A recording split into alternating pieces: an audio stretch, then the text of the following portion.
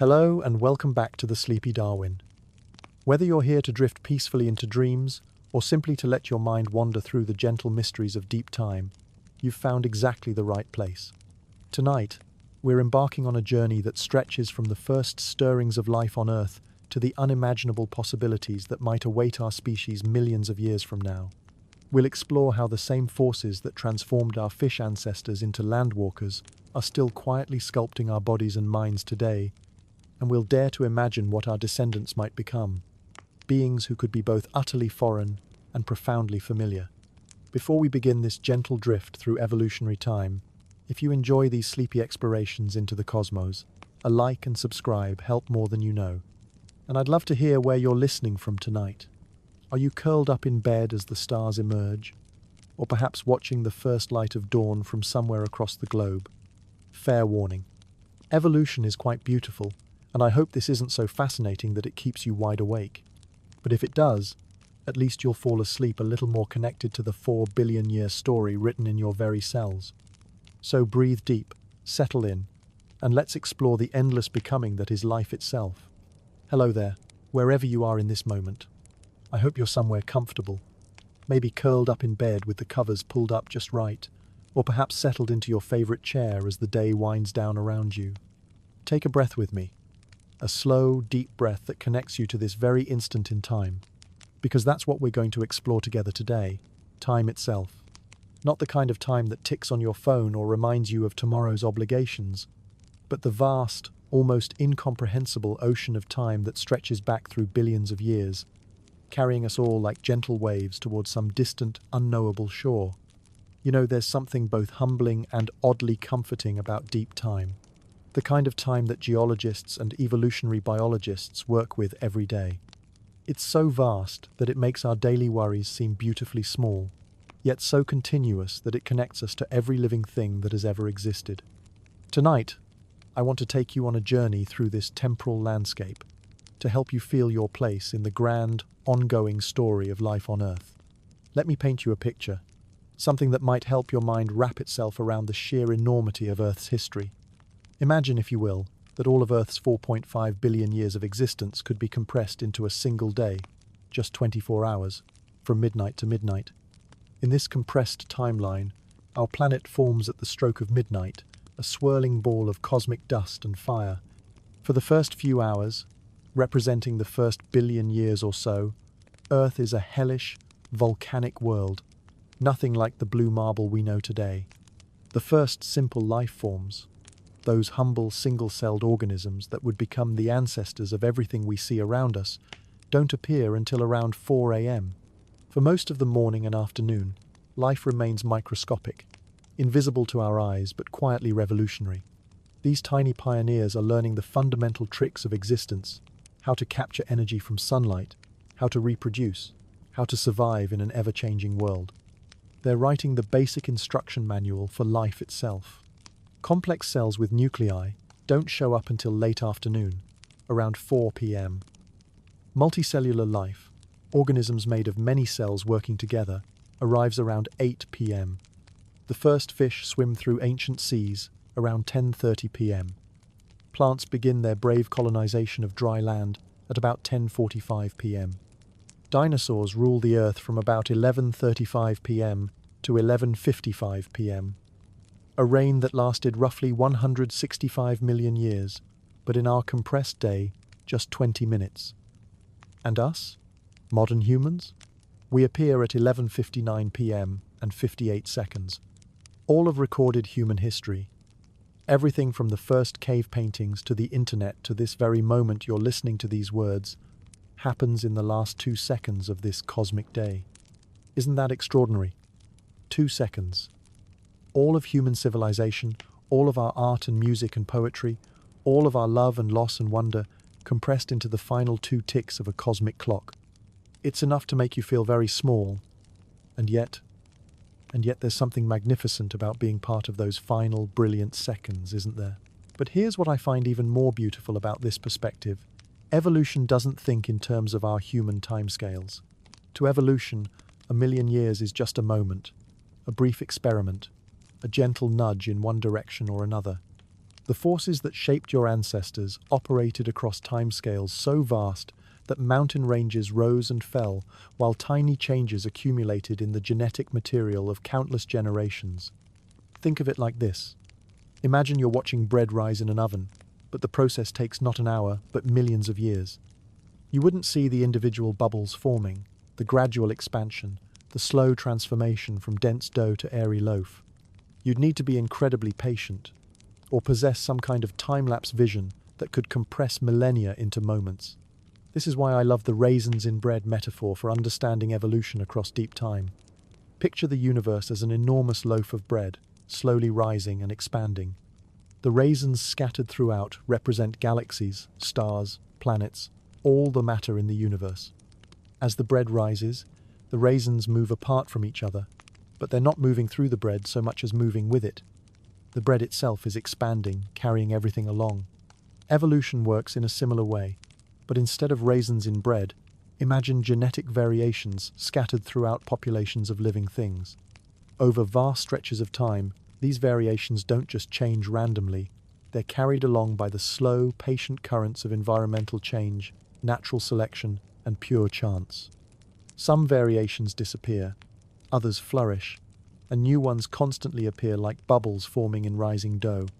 The beautiful thing about this metaphor is that it helps us understand why evolution seems so slow from our perspective, yet so powerful over deep time. We're like tiny observers inside the bread, experiencing the rising process moment by moment. We can't step back and see the whole loaf expanding. We're part of the expansion itself. And this is perfectly okay. Our minds didn't evolve to grasp geological time any more than they evolved to intuitively understand quantum mechanics or the speed of light. We're pattern-seeking creatures who evolved to notice changes that happen on human timescales, the changing seasons, the growth of our children, the aging of our friends. Deep time requires a different kind of thinking, a kind of patient imagination that we can practice but never fully master. There's something wonderfully humbling about this limitation. It reminds us that we're not separate from nature, looking down at it from some objective viewpoint. We're embedded in it, part of the very process we're trying to understand. Our brains, with all their remarkable capabilities, are themselves products of evolution, tools shaped by millions of years of natural selection to solve the problems our ancestors faced. Now, when most people think about evolution, they often picture something like a ladder, simple organisms on the bottom rungs, slowly climbing up toward complexity, with humans proudly positioned at the top. But this image, while compelling, misses the real beauty and strangeness of how evolution actually works. Evolution isn't a ladder. It's more like an ongoing conversation. Imagine, if you will, a vast, eternal dialogue between living things and their environment. The environment poses questions. How will you survive the winter? How will you find food? How will you avoid predators? How will you attract a mate? And organisms respond with their bodies, their behaviors, their very being. But here's the magical part. The environment is also constantly changing, asking new questions, posing new challenges. And the organisms themselves, by their very existence, change the environment, creating new questions for other organisms to answer. It's a conversation where every response changes the nature of the questions being asked. Your ancestors, stretching back millions of generations, were all participants in this grand conversation. Each one successfully answered the questions their environment posed, at least long enough to reproduce and pass along their genetic contributions to the next round of the dialogue. You carry within your cells the accumulated wisdom of countless successful responses to life's challenges. But evolution's responses often come through what we might call beautiful randomness. Mutations, those tiny changes in genetic material that provide the raw material for evolution, are essentially cosmic typos. They're copying errors that occur when DNA replicates itself, random changes introduced by radiation, chemicals, or simple molecular accidents. Most of these typos are neutral. They don't help or hurt the organism.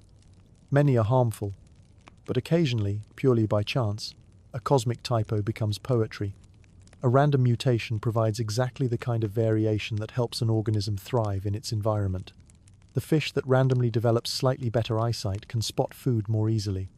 The plant that accidentally produces a more efficient leaf shape can capture more sunlight. The bird that randomly develops a more attractive song can win more mates. This is where natural selection comes in, but not as the harsh, competitive force it's often portrayed as.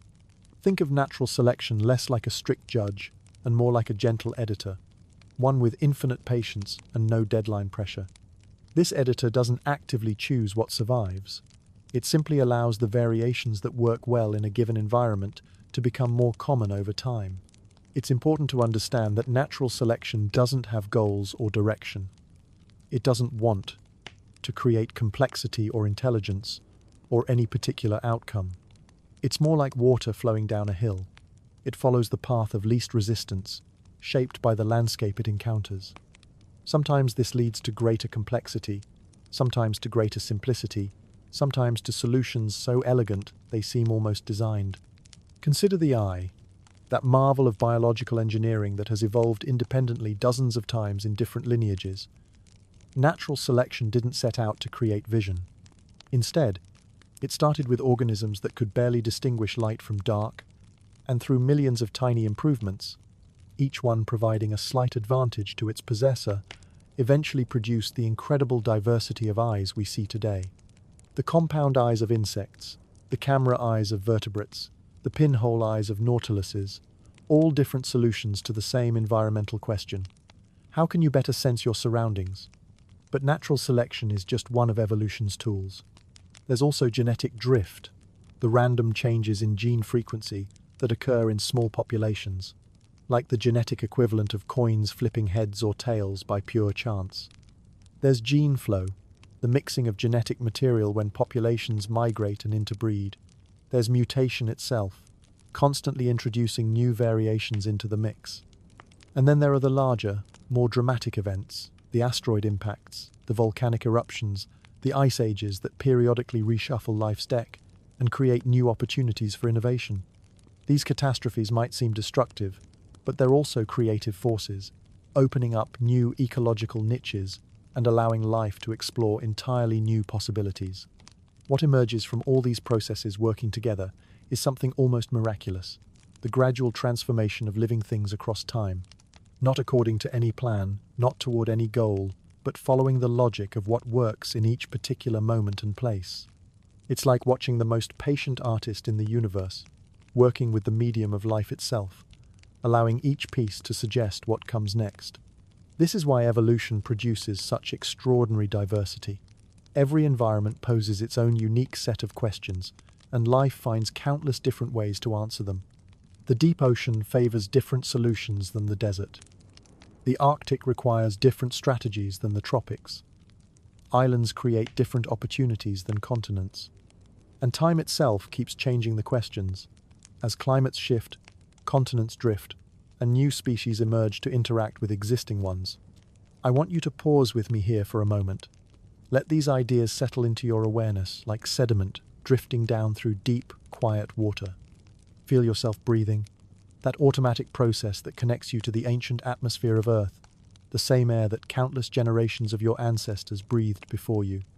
Here's something that might help you feel the profound continuity of life.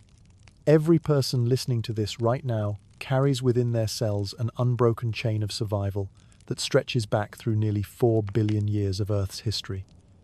Not almost unbroken, completely unbroken.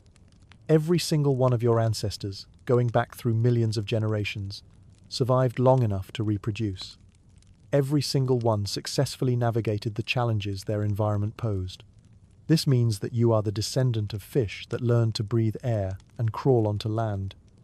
You carry genetic echoes of the first mammals that scurried between the feet of dinosaurs.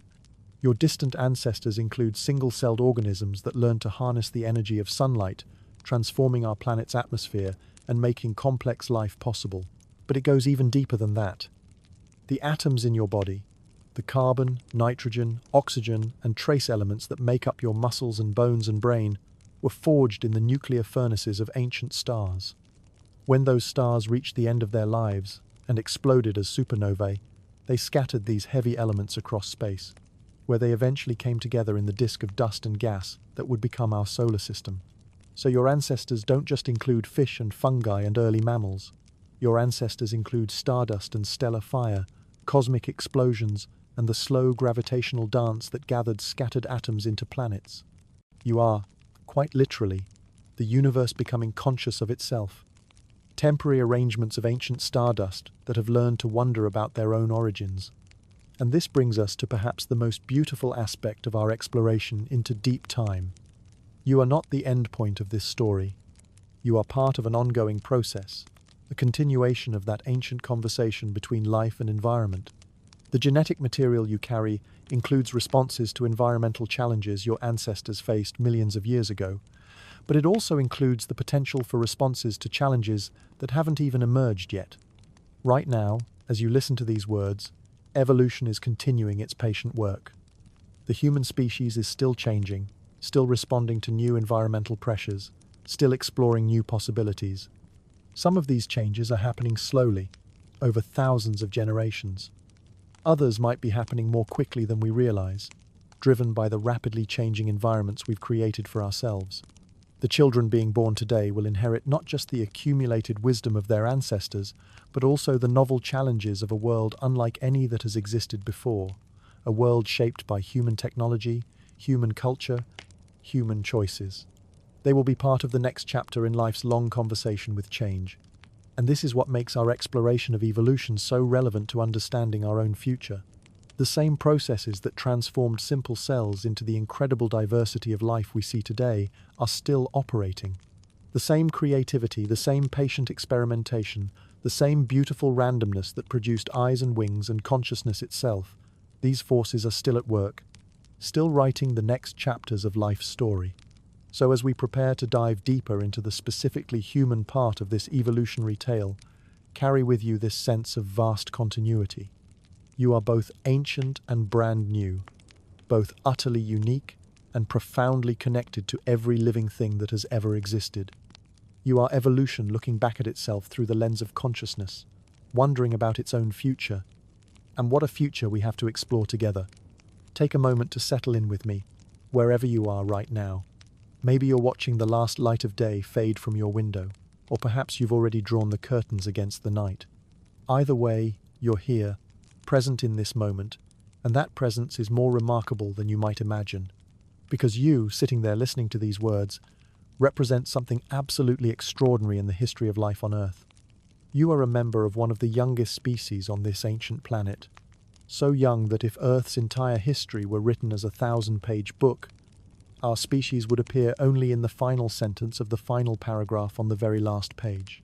Tonight, I want to tell you the story of us. Not just as individuals with our personal histories and dreams, but as a species with a collective journey that's both humbling and miraculous.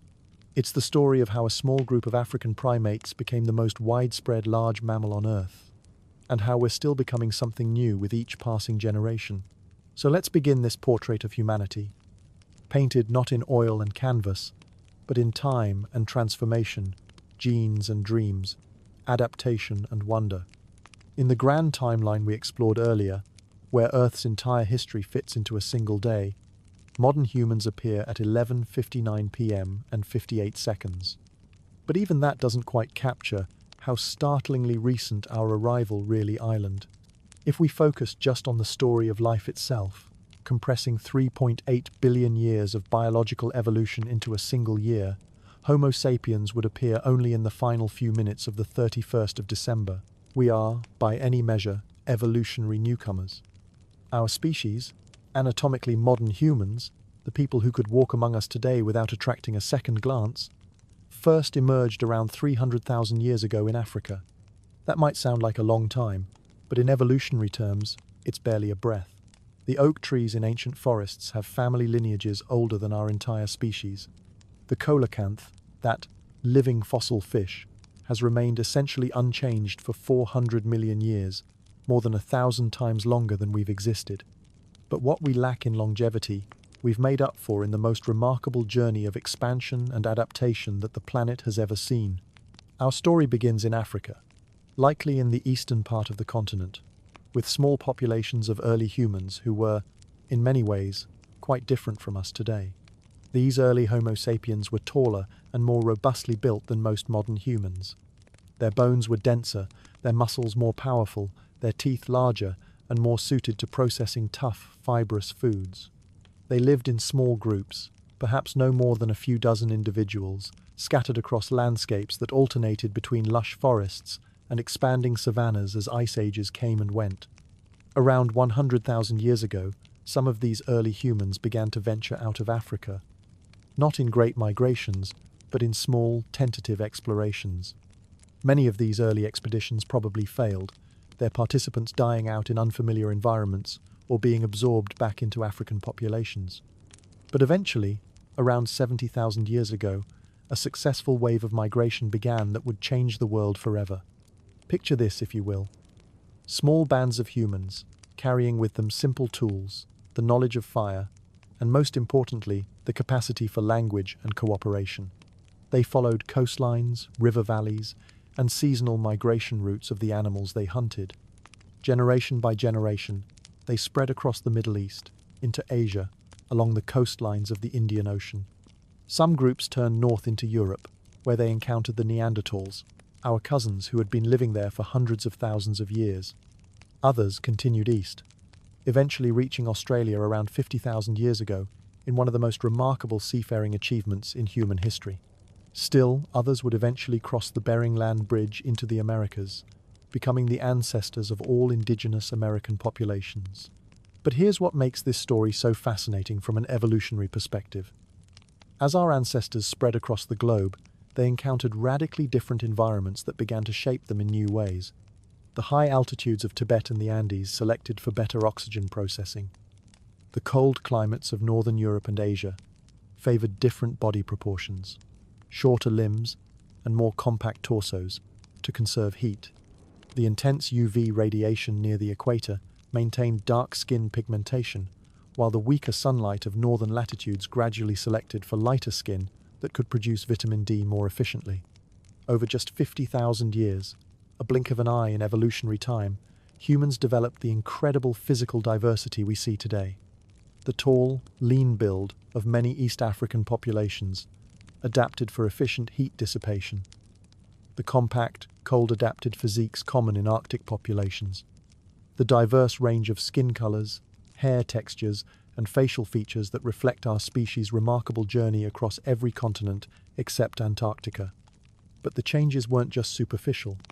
Our bones became lighter and more gracile compared to our robust ancestors. Our teeth grew smaller as our diets changed, and we learned to process food more efficiently with tools and fire. Our brain cases became more rounded, and, in some populations, slightly smaller than those of our Ice Age ancestors, possibly reflecting more efficient neural organization rather than reduced intelligence. What's remarkable is that all of this physical diversity developed while we remained a single species. Despite spreading across the globe and adapting to radically different environments, all human populations remained interfertile. We could still interbreed and produce healthy offspring. This suggests that our expansion happened relatively recently and rapidly, without enough time for complete reproductive isolation to develop. Now, there's a common misconception that I want to gently address: the idea that human evolution stopped when we developed modern medicine and technology. You might have heard someone say something like, well, we don't really evolve anymore because we can treat diseases and everyone survives to reproduce. But this view misunderstands how evolution actually works. Evolution doesn't require high mortality or suffering. It only requires that some individuals are slightly more successful at reproducing than others. And that's still happening today, perhaps in ways that might surprise you. Let me tell you about some of the ways humans are still evolving, right now, in our modern world. These changes are happening slowly, over many generations, but they're real and measurable and beautiful in their own way. Consider lactose tolerance, the ability to digest milk sugar into adulthood. For most of human history, like all other mammals, we lost the ability to produce lactose-digesting enzymes after weaning. But starting around 10,000 years ago, in populations that began domesticating cattle, goats, and sheep, mutations that maintained lactase production into adulthood became incredibly advantageous. Think about it. In times of food scarcity, being able to drink milk from your livestock could mean the difference between survival and starvation. This trait spread so rapidly through some populations that today, most people of Northern European descent can digest milk throughout their lives, while many populations whose ancestors didn't keep dairy animals still lose this ability in childhood. But evolution is still writing this story. In populations that have only recently adopted dairy farming, we can see lactose tolerance gradually increasing in frequency. It's evolution in action, happening on timescales we can actually observe and measure. Or consider the remarkable adaptations we see in high-altitude populations. The people of Tibet, whose ancestors have lived on the high plateau for thousands of years, have evolved several fascinating adaptations to life in thin air. Their blood contains more oxygen-carrying red blood cells, their lung capacity is greater, and perhaps most remarkably, they have genetic variants that allow their bodies to function more efficiently at low oxygen levels. Similar but distinct adaptations have evolved independently in the high Andes, where indigenous populations have developed their own genetic solutions to the challenges of altitude. These aren't cultural adaptations learned and passed down, they're actual genetic changes that have become fixed in these populations over relatively few generations. Sometimes evolution's ongoing work reveals itself in the complex dance between disease and resistance. Take malaria and sickle cell anemia, one of the most elegant examples of evolution's continuing influence on human populations. In regions where malaria is endemic, carrying one copy of the sickle cell gene provides protection against this deadly disease. But carrying two copies causes sickle cell anemia, a serious condition. Natural selection has struck a balance, maintaining both genes in the population because the heterozygote advantage, having one copy of each, outweighs the cost of occasionally producing individuals with two copies of the sickle cell gene. This isn't a relic of the past. It's an ongoing evolutionary process. As malaria patterns change due to climate change, urbanization, and medical interventions, the selective pressures on these genes are also changing, and we can predict that their frequencies will shift accordingly over time. And then there are the more recent evolutionary changes that have occurred within recorded human history. Blue eyes, for instance, are an incredibly recent innovation. Genetic studies suggest that all blue-eyed people today descend from a single individual who lived near the Black Sea around 6,000 to 10,000 years ago, a single genetic mutation that turned off melanin production in the iris. Why blue eyes spread so widely across certain populations is still debated. Perhaps they were seen as attractive, leading to sexual selection. Perhaps they provided some advantage in low-light conditions. Or perhaps their spread was simply due to genetic drift, random changes in small populations that became magnified over time. What's remarkable is that we can trace this trait's history so precisely. In less than 400 generations, a single genetic change spread across millions of people. It's a reminder that evolution doesn't need vast stretches of time to create visible changes. Sometimes a few thousand years is enough. But to truly understand what makes us unique as a species, we need to look back further to the series of evolutionary experiments that created the peculiar creature you are today. Because humans are, by almost any measure, a very strange kind of animal. Let's start with perhaps the most fundamental human peculiarity. We walk upright on two legs. This might seem perfectly normal to you. After all, it's the only way of moving you've ever known. But from an evolutionary perspective, bipedalism is a deeply odd choice. Most mammals are quadrupeds for very good reasons. 4 legs provide stability, speed, and efficiency. 2 legs are inherently unstable. Have you ever watched a toddler learning to walk? The human infant's struggle to achieve bipedal locomotion recapitulates the evolutionary challenge our ancestors faced millions of years ago. So why did our lineage make this strange choice? The answer probably lies in the changing environment of ancient Africa. As forests gave way to more open savannas, our ancestors found advantages in being able to stand upright to see over tall grass, to carry food and tools over long distances, to wade through water while keeping their heads dry. But bipedalism came with costs that we still pay today. Our spines, originally designed as horizontal bridges, had to adapt to vertical weight-bearing, leading to the back problems that plague so many humans. Our pelvises had to narrow to support upright posture, making childbirth more difficult and dangerous. Our feet, no longer needed for grasping, became platforms for walking, but lost much of their manipulative ability. Most dramatically, bipedalism set in motion a cascade of changes that would reshape our entire evolutionary trajectory. Walking upright freed our hands for new uses, for carrying, for tool-making, for the complex gestures that would eventually become language. It changed our visual perspective, literally giving us a new point of view on the world. But perhaps the most peculiar aspect of human evolution was what happened to our brains. Sometime in the last few million years, our lineage embarked on one of the most dramatic evolutionary experiments ever attempted. We began growing brains far larger than our body size would predict. Your brain, weighing about 3 pounds, consumes roughly 20% of your body's total energy budget while you're at rest. That's an enormous metabolic cost for any organ. For comparison, a chimpanzee's brain uses only about 8% of its energy budget. From a pure efficiency standpoint, our oversized brains should have been evolutionary disasters. But somehow, the benefits outweighed the costs. These energy-hungry brains gave us abilities that more than compensated for their metabolic demands. Complex problem-solving, abstract reasoning, the ability to plan far into the future, and perhaps most importantly, the capacity for sophisticated social cooperation. Our large brains came with another peculiar consequence: extended childhood. Most mammals are born relatively mature and independent. A newborn wildebeest can run with the herd within hours of birth. A baby seal can swim almost immediately. But human babies are born helpless and remain dependent for an extraordinarily long time. This extended childhood, which might seem like a disadvantage, actually became one of our species' greatest strengths. Those long years of dependence allow for something unprecedented in the animal kingdom: extensive learning and cultural transmission.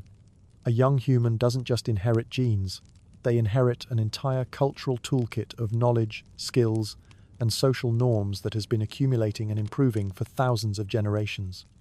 Your helplessness as a baby wasn't a bug in the human design, it was a feature. It allowed your remarkably plastic brain to be shaped by the specific environment and culture you were born into, making you far more adaptable than you would have been with more fixed, instinctual behaviors. But perhaps the most transformative development in human evolution was the emergence of language. Exactly when and how language evolved remains one of the great mysteries of human origins, but its impact was revolutionary. Language gave us something no other species possesses: the ability to share complex, abstract thoughts across individuals and across time. With language, we could warn each other about dangers we hadn't personally experienced, share knowledge about resources and techniques, coordinate complex group activities, and perhaps most remarkably, tell stories about possibilities that didn't yet exist. Language transformed us from individual problem solvers into a collective intelligence. Each human brain, remarkable as it is, became just one node in a vast network of interconnected minds, sharing information, building on each other's insights, and working together to solve problems that no individual could tackle alone. And this brings us to perhaps the most important development in recent human evolution: the emergence of culture as a force that rivals genetics in shaping our species' development. Most animals are limited to genetic evolution. They can only change as fast as mutations arise and spread through populations, which typically takes many generations. But humans developed something unprecedented: the ability to evolve culturally, passing down innovations and improvements from one generation to the next without waiting for genetic changes. Consider fire, one of the earliest and most transformative human technologies. Learning to control fire wasn't just about keeping warm or scaring away predators. Fire fundamentally changed what it means to be human, and it did so through both cultural and biological evolution working together. Cooking food with fire made nutrients more available and easier to digest. This allowed our ancestors to extract more energy from their food while spending less energy on digestion. Over many generations, this led to actual physical changes. Our jaws became smaller and less muscular, our teeth grew smaller, our digestive tracts shortened, and the energy saved was redirected to growing and maintaining our large, expensive brains. But fire also created new cultural possibilities. Cooking extended the day, allowing our ancestors to remain active and social after dark. The hearth became a focal point for storytelling, planning, and knowledge sharing. Fire enabled our ancestors to colonize colder climates and to process foods that would otherwise be inedible or toxic. This is a perfect example of what scientists call gene culture coevolution, the process by which cultural innovations create new selective pressures that influence genetic evolution, which in turn enables new cultural possibilities. Tools provide another beautiful example of this process. Early stone tools were simple extensions of human hands and teeth, sharp edges for cutting, heavy objects for pounding. But as tool-making became more sophisticated, it created selective pressure for the fine motor control and cognitive abilities needed to create and use complex implements. Over hundreds of thousands of years, the parts of our brains dedicated to hand-eye coordination and sequential reasoning expanded. Our hands became more dexterous, our fingers more sensitive, our ability to plan and execute complex sequences of actions more refined. These biological changes, in turn, enabled the creation of even more sophisticated tools. In a very real sense, tools became extensions of our bodies, external organs that we could design, modify, and improve far faster than biological evolution could change our actual anatomy. A stone axe extended the cutting power of our hands. A spear extended our reach and multiplying our strength. Clothing extended our skin's ability to regulate temperature. Containers extended our ability to carry and store resources. We became, in essence, the first cyborgs, biological organisms enhanced by technology. But unlike science fiction cyborgs with their implanted gadgets, our technological enhancements were external, modular, and improvable. We could upgrade our tools without waiting for evolutionary changes to our bodies. This cultural evolution accelerated dramatically with the development of agriculture around 10,000 years ago. Farming allowed larger populations to live in permanent settlements, creating the first cities and enabling new forms of social organization, craft specialization, and knowledge accumulation. But agriculture also created new selective pressures. Living in close proximity to domesticated animals exposed humans to new diseases. Dense populations allowed epidemics to spread rapidly. New diets based on cultivated grains created different nutritional challenges. The social complexity of agricultural societies favored individuals who could navigate complex hierarchies and cooperate with larger numbers of unrelated individuals. Some of these pressures led to genetic adaptations, like the lactose tolerance we discussed earlier, or increased resistance to crowd diseases like smallpox and measles. Others were met with cultural innovations, better sanitation, medical practices, social institutions that could coordinate large-scale cooperation. What's remarkable is how quickly this process has accelerated. In the last few hundred years, cultural evolution has reached a pace that far outstrips genetic evolution. We've developed technologies and social systems that would be completely incomprehensible to humans living just a few generations ago, yet genetically, we're essentially the same people who lived 50,000 years ago. We often think of evolution as something that happened in the distant past, driven by dramatic forces like ice ages and predators, droughts and migrations. But evolution never stopped. It's happening right now, all around us, in ways both subtle and profound. The forces shaping our species today are different from those that molded our ancestors, but they're no less real and no less powerful. These are the invisible sculptors of our future, environmental pressures so integrated into our daily lives that we barely notice them, yet so pervasive that they're already beginning to leave their mark on our species' trajectory. Some of these changes we'll be able to measure in decades. Others are already visible if we know how to look. Let's begin with perhaps the most obvious force reshaping our evolutionary landscape: our changing climate.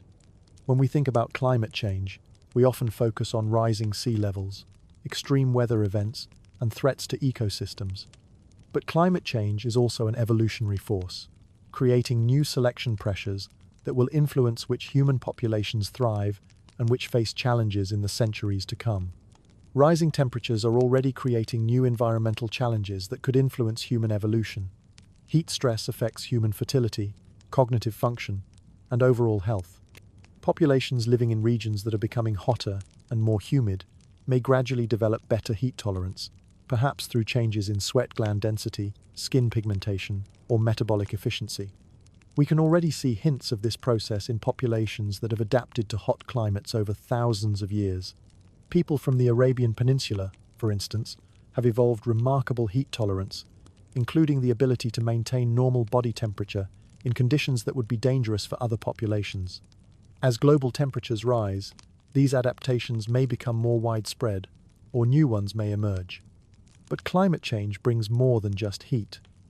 It's also reshaping disease landscapes in ways that could influence human evolution.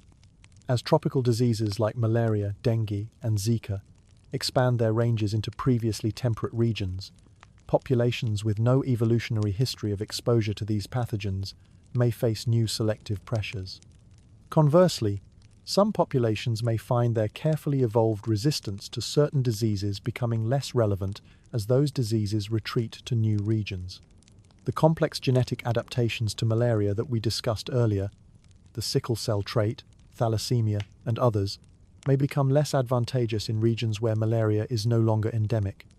Meanwhile, urbanization is creating entirely new human environments that have never existed before in our species' history.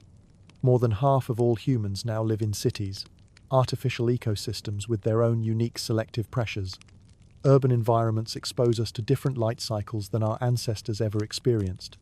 The constant presence of artificial light at night disrupts our circadian rhythms, potentially selecting for individuals whose biological clocks are more resilient to irregular light patterns. Some researchers speculate that city-dwelling populations might gradually evolve different sleep patterns or enhanced ability to function despite disrupted circadian rhythms. Air quality in cities creates another selective pressure. Urban pollution, while harmful to health, might gradually favor individuals with more efficient lung function or better cellular defenses against oxidative stress. We're already seeing some evidence of this in studies showing that children growing up in polluted environments sometimes develop enhanced antioxidant responses. The social density of urban environments also creates new challenges and opportunities.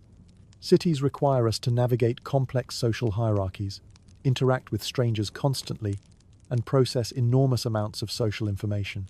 This might be selecting for enhanced social cognition, better stress tolerance, or improved ability to form quick social bonds with non-relatives. At the same time, urban environments often reduce our exposure to the diverse microbes and parasites that shaped our immune systems throughout evolutionary history. This could be leading to changes in immune function, perhaps making us more susceptible to autoimmune disorders, but also potentially reducing our vulnerability to infectious diseases. Our diets have also changed dramatically in ways that could influence our genetic future. The processed foods that make up an increasing proportion of human diets worldwide are evolutionarily novel.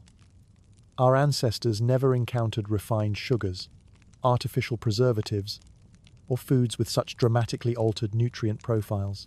Your brain, with all its remarkable capabilities, is running software that has been upgraded countless times. Language, writing, mathematics, scientific thinking, digital literacy, on hardware that was designed for life in small hunter-gatherer groups on the African savanna. Let's pause here for a moment, shall we? Take a breath and let these ideas settle into your awareness like sediment drifting down through deep, quiet water. We've traced quite a journey together, from the first appearance of our species in Africa 300,000 years ago, through our spread across the globe, and our ongoing evolution in response to new environments and challenges. We've explored the peculiar evolutionary experiments that made us human. Our upright posture, our oversized brains, our extended childhood, and our capacity for language. And we've seen how we became something unprecedented in the history of life on Earth, a species that evolves culturally as well as genetically, creating technologies and social systems that extend our biological capabilities and reshape our environments at an ever-accelerating pace. So here we are, this young, strange species, still becoming something new with each passing generation. We carry within our bodies the ancient wisdom of our ancestors, the genetic adaptations that allowed them to survive ice ages and migrations, diseases and famines, predators and competitors. But we also carry something no species has ever possessed before, a vast, ever-growing library of cultural knowledge that we can share, modify, and build upon. We are biological beings shaped by millions of years of natural selection, but we're also cultural beings shaped by thousands of years of accumulated human innovation. We're ancient in our fundamental biology, but startlingly new in our technologies and social arrangements. And perhaps most remarkably, we're conscious of our own evolutionary history, We can look back through deep time and trace our lineage to its origins.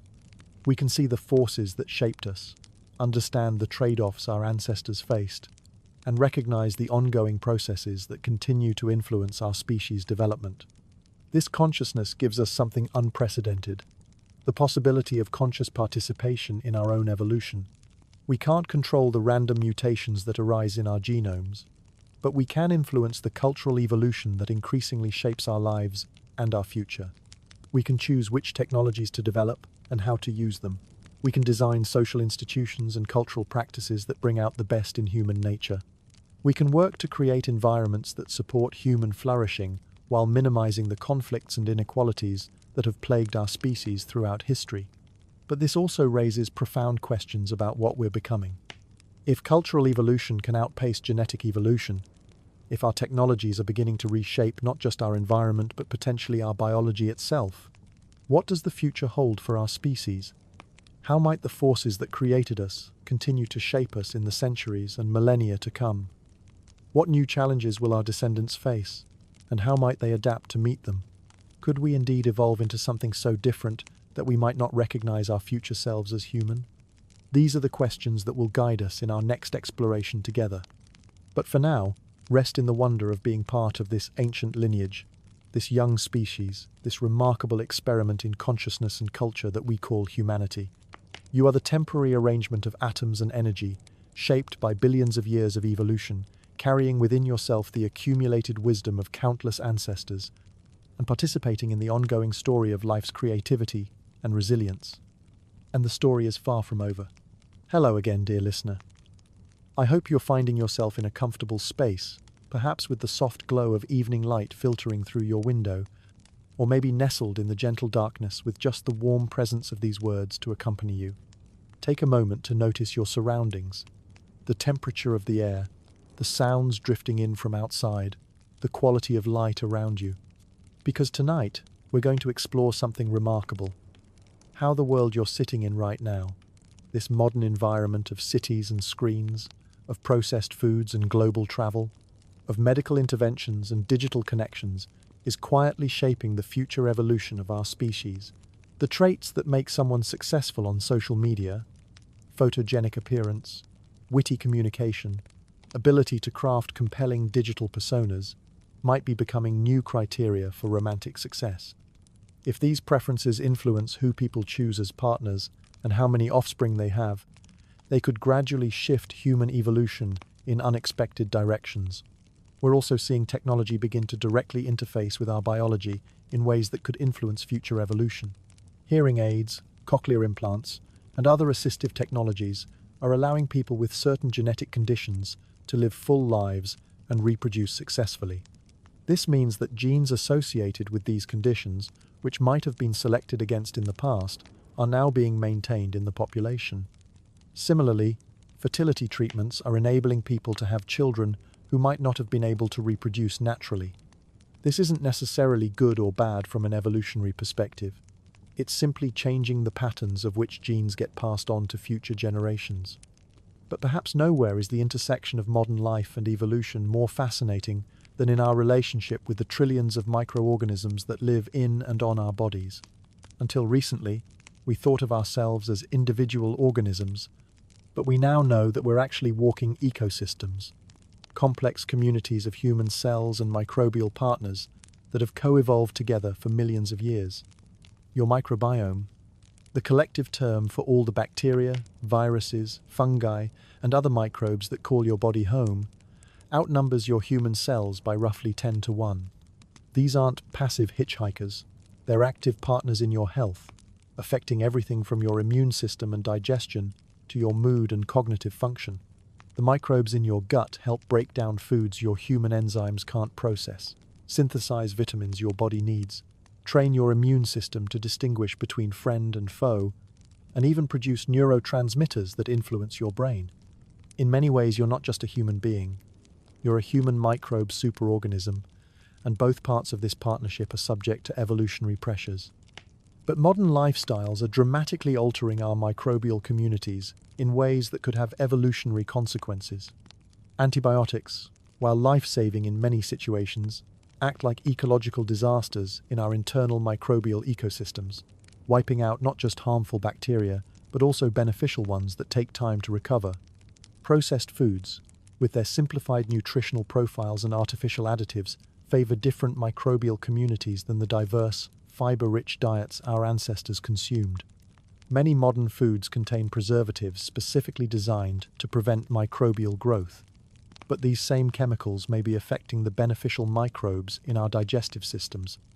The increasingly sterile environments many of us live in, with antibacterial soaps, sanitizers, and reduced contact with soil and animals, mean we're exposed to a much less diverse array of microbes than our ancestors were.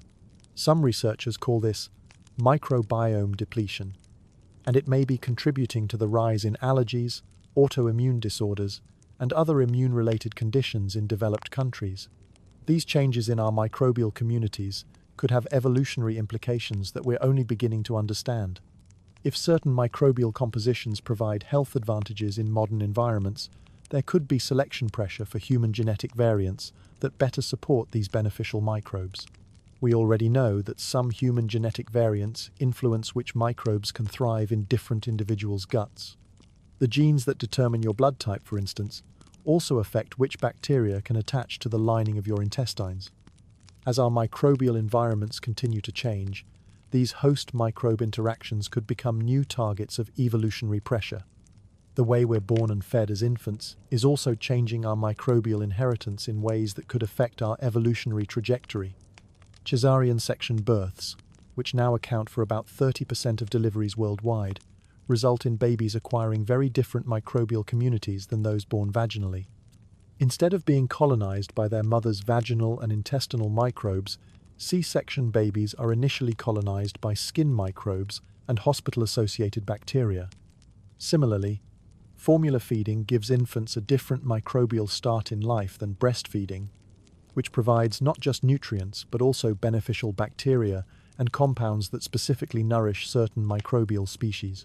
These dietary changes are creating new selective pressures around metabolism, digestion, and nutrient processing.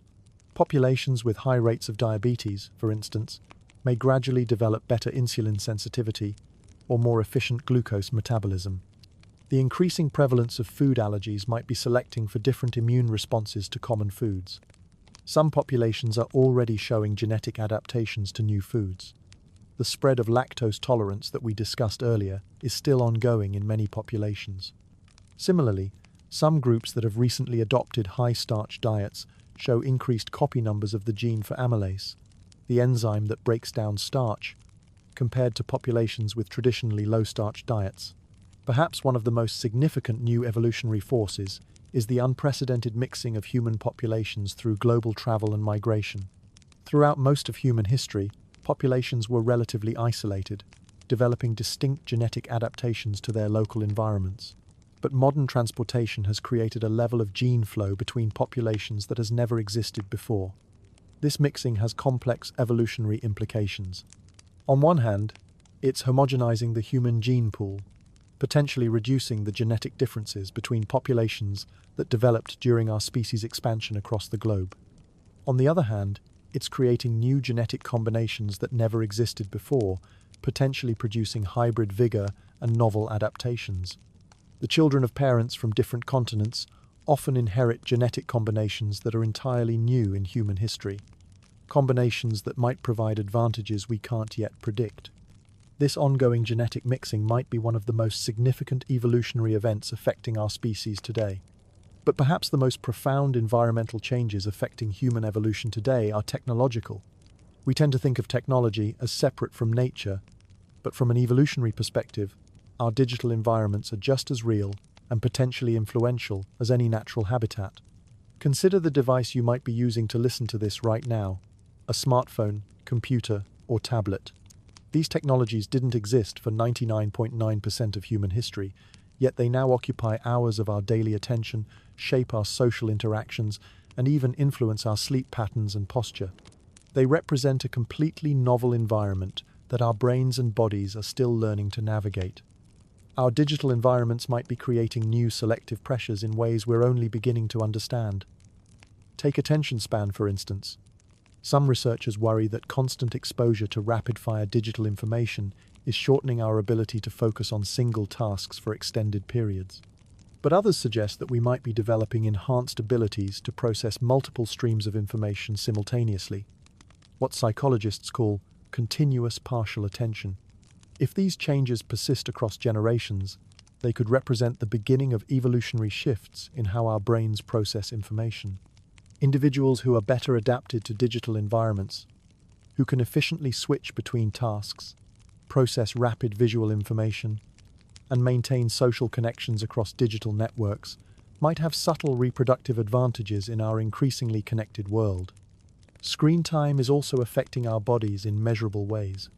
The posture required for using computers and smartphones, head forward, shoulders rounded, eyes focused at close distances for extended periods, is creating new patterns of physical stress. Younger generations are showing increased rates of neck and back problems, changes in spinal curvature, and shifts in eye development.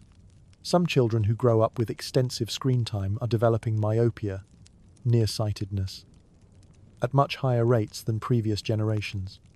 In some urban populations in East Asia, myopia rates now exceed 80% among young adults. While this is partly due to reduced outdoor time and increased close-up visual work, there may also be genetic components that make some individuals more susceptible to these environmental influences. Perhaps most intriguingly, our digital environments are creating new forms of sexual selection, the evolutionary process by which traits that help individuals attract mates become more common over time. Social media platforms have become new arenas for displaying attractiveness, creativity, humor, and social status. The same qualities that have influenced human mate choice throughout our evolutionary history, but now expressed through profile pictures, posts, and digital interactions. These early differences in microbial colonization can have lasting effects on immune development, metabolism, and even brain function. If certain microbial compositions provide advantages in modern environments, the increasing rates of C-section deliveries and formula feeding could be inadvertently influencing our species' evolutionary trajectory. This brings us to one of the most complex aspects of human evolution in the modern world: how medical interventions are reshaping the selective pressures our species faces. There's a common misconception that modern medicine has stopped human evolution by keeping everyone alive, but the reality is far more nuanced and fascinating. Modern medicine hasn't eliminated natural selection, it has redirected it. Instead of selecting primarily for survival to reproductive age, we're now seeing selection for different traits: fertility in the presence of medical interventions, compatibility with medical treatments, and the ability to thrive in environments shaped by medical technologies. Consider genetic conditions that would have been lethal in the past, but are now manageable with medical treatment. Type 1 diabetes, once a death sentence, can now be managed with insulin therapy, allowing people with this condition to live full lives and have children. Phenylketonuria, PKU, which causes severe intellectual disability if untreated, can be prevented through dietary modifications identified by newborn screening. These medical advances are wonderful from a humanitarian perspective, but they also have evolutionary implications. Genes associated with these conditions, which would have been strongly selected against in the past, are now being maintained in the population. This isn't necessarily problematic. Genetic diversity is generally beneficial for populations, but it does represent a significant change in the evolutionary pressures our species faces. At the same time, medical interventions are creating entirely new selective pressures.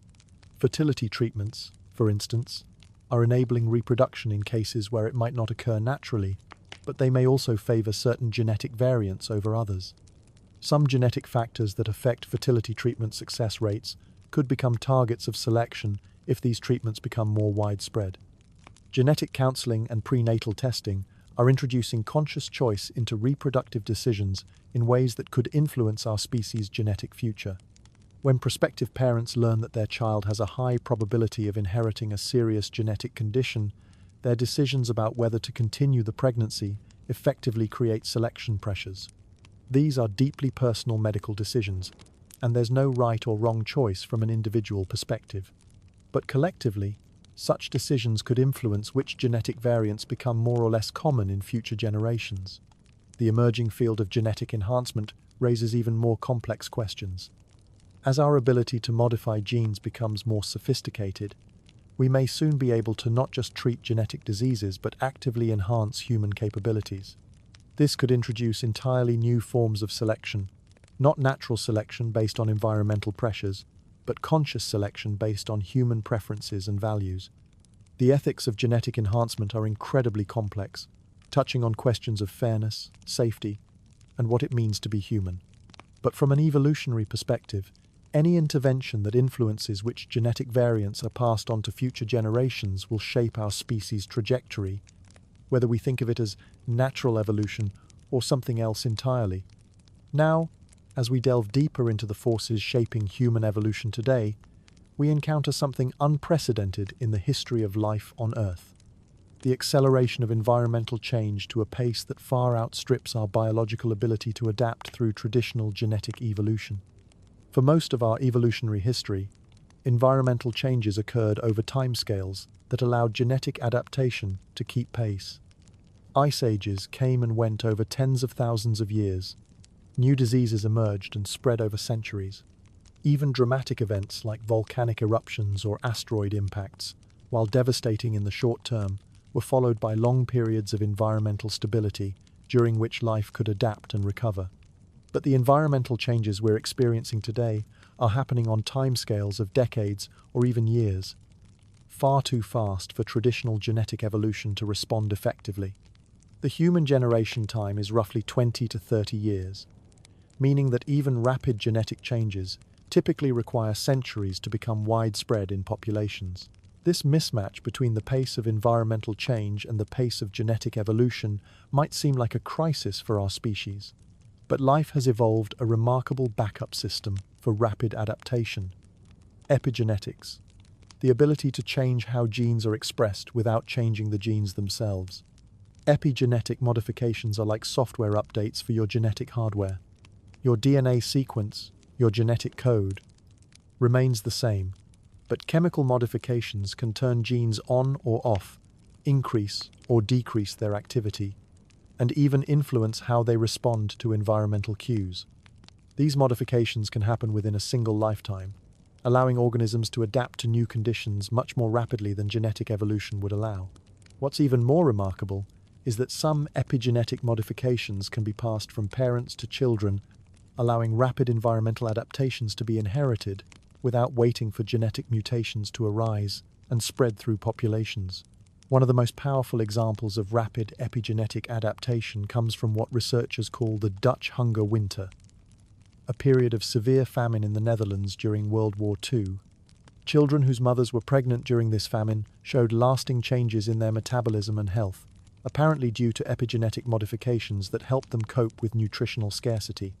Even more remarkably, some of these changes were passed on to their children and grandchildren, who never experienced the famine themselves but still carried its epigenetic signature. This suggests that extreme environmental stresses can create heritable adaptations that persist for multiple generations, allowing populations to rapidly adjust to new conditions. We're seeing similar patterns in response to modern environmental stresses. Children growing up in highly polluted environments sometimes show epigenetic changes that enhance their cellular defenses against toxins. Populations experiencing chronic stress may develop epigenetic modifications that alter their stress response systems. Even dietary changes can create epigenetic adaptations that are passed on to future generations. This doesn't mean that environmental stresses are good for us. Many of these adaptations come with trade-offs and costs. But it does suggest that our species has biological mechanisms for rapid adaptation that complement the slower process of genetic evolution. Transgenerational trauma provides another fascinating example of how environmental experiences can be biologically transmitted across generations. Studies of Holocaust survivors and their descendants have found evidence that extreme trauma can create epigenetic changes that affect stress responses in children and grandchildren who never directly experienced the traumatic events. Similar patterns have been observed in descendants of other traumatic historical events, from famines to wars to natural disasters. While these findings are still being researched and debated, they suggest that our bodies may carry biological memories of our ancestors' experiences in ways we're only beginning to understand. But epigenetic inheritance isn't limited to negative experiences. Some research suggests that positive environmental experiences, good nutrition, low stress, rich social environments, can also create beneficial epigenetic modifications that are passed on to future generations. While our biology adapts to modern environments through genetic and epigenetic mechanisms, our cultural evolution has entered a phase of unprecedented acceleration. Ideas, technologies, and social innovations now spread through human populations at speeds that make genetic evolution seem glacially slow by comparison. Consider how rapidly new technologies are adopted today compared to evolutionary timescales. Smartphones went from non-existence to near universal adoption in less than 2 decades. Social media platforms can gain billions of users in a matter of years. Scientific discoveries can spread around the world in hours through digital communications. This acceleration of cultural change has profound implications for human evolution. Cultural innovations create new environmental pressures much faster than biological evolution can respond to them. We're essentially conducting a massive, uncontrolled experiment in human adaptation, introducing new selective pressures with each technological advance. Richard Dawkins coined the term memes to describe units of cultural information that spread and evolve like genes. Ideas, songs, fashions, beliefs, and behaviors can all function as memes, reproducing themselves by jumping from one mind to another, mutating and evolving as they spread. Just as genes that successfully reproduce become more common in populations, memes that successfully capture human attention and motivate sharing become more widespread in cultures. And just as genetic evolution can produce complex adaptations over time, cultural evolution can produce sophisticated technologies, institutions, and social systems. But cultural evolution operates on much faster timescales than genetic evolution. A useful idea can spread through a population in days or weeks. A new technology can transform entire societies within a generation. Cultural innovations build on previous innovations at an exponential pace, creating what economists call compound growth in human capabilities. This acceleration means that the environments our children grow up in may be radically different from our own, and their children's environments may be nearly unrecognizable. Each generation faces novel challenges and opportunities that previous generations never encountered.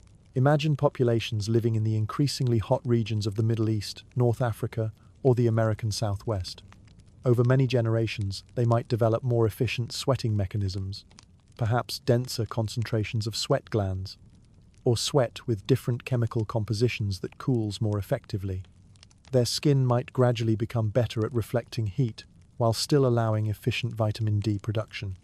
Some populations might develop subtle changes in body proportions, longer limbs relative to torso size, following what biologists call Allen's rule, which states that animals in hotter climates tend to have longer appendages to increase surface area for heat dissipation.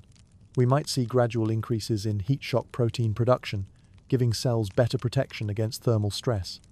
The increasing intensity of UV radiation, exacerbated by ozone depletion and changing atmospheric conditions, could also drive evolutionary adaptations.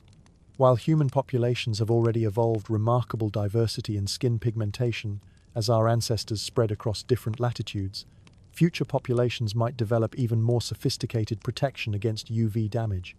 This could include not just changes in melanin production, but also enhanced DNA repair mechanisms, better antioxidant systems, or even new forms of natural sunscreen compounds produced by the body.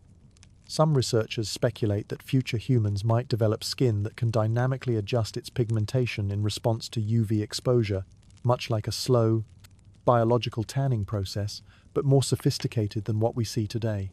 Urban environments, where most of humanity now lives, are creating their own unique evolutionary pressures. Cities expose us to air pollution, altered light cycles, different acoustic environments, and novel social stresses, all of which could influence our evolutionary trajectory. Consider lung function in urban environments. Children growing up in heavily polluted cities sometimes show adaptations that help them cope with poor air quality, enhanced antioxidant production, more efficient oxygen transport, or increased lung capacity. Over many generations, these individual adaptations could become more common in urban populations. The sensory environment of cities is also dramatically different from the environments our ancestors evolved in. Urban dwellers must constantly filter enormous amounts of visual, auditory, and social information. This could be selecting for enhanced sensory processing abilities, better pattern recognition, improved ability to focus attention in noisy environments, or more efficient visual processing of complex urban landscapes. Perhaps most intriguingly, the global connectivity of modern life might be creating new patterns of sexual selection, the evolutionary process by which traits that help individuals attract mates become more common over time. In our increasingly connected world, mate choice is no longer limited by geography in the way it was for most of human history. Dating apps and social media platforms have become new arenas for displaying attractiveness, creativity, intelligence, and humor. The traits that make someone successful in these digital environments, photogenic features, wit in written communication, ability to craft appealing online personas, might be becoming new criteria for romantic success. But sexual selection in the digital age goes beyond just online dating.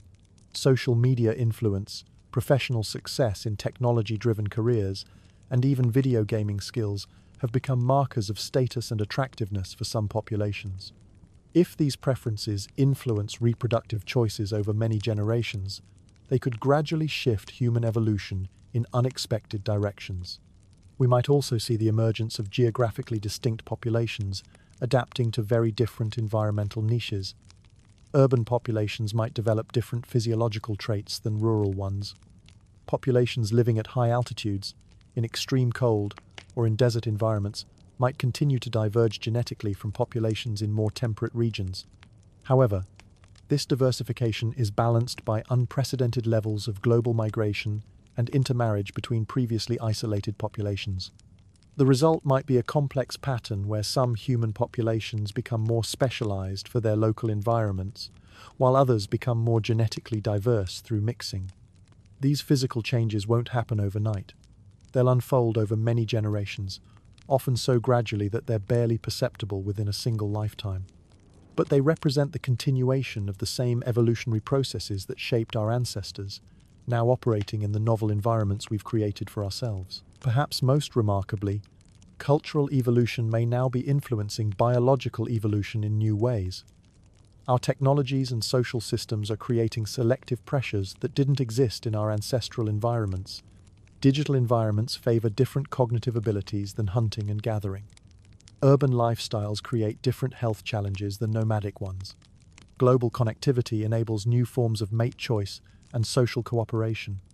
Some researchers speculate that we may be entering a period of accelerated human evolution, driven not by natural environmental changes but by the artificial environments we're creating through our technologies and social systems. The traits that help individuals succeed in modern societies, technological literacy, social intelligence, stress tolerance, ability to process complex information, may be becoming new targets of evolutionary pressure. At the same time, our growing understanding of genetics and biology is giving us unprecedented power to influence our own evolutionary trajectory. We can already screen for genetic conditions, select embryos with desired characteristics, and even edit genes directly. These technologies are likely to become more powerful and accessible in the coming decades. This raises profound questions about the future of human evolution. Will cultural and technological evolution continue to accelerate, while biological evolution remains relatively slow? Will we develop technologies that allow us to consciously direct our biological evolution? How will the interaction between natural selection and human choice shape our species' future? What seems certain is that we're living through a unique moment in evolutionary history, a time when the pace of environmental change has accelerated beyond anything life on Earth has experienced before, yet when our species has also developed unprecedented abilities to understand and potentially influence our own evolutionary trajectory. We are becoming conscious participants in evolution, not just subjects of it. The invisible sculptors shaping our future include not just environmental pressures and random mutations, but also our own choices, technologies, and cultural innovations. And this brings us to perhaps the most fascinating question of all. If we are indeed becoming conscious partners with evolution, what kind of future might we choose to create? What challenges and opportunities await our species as we navigate this accelerating dance between biology and culture, between natural selection and human intention?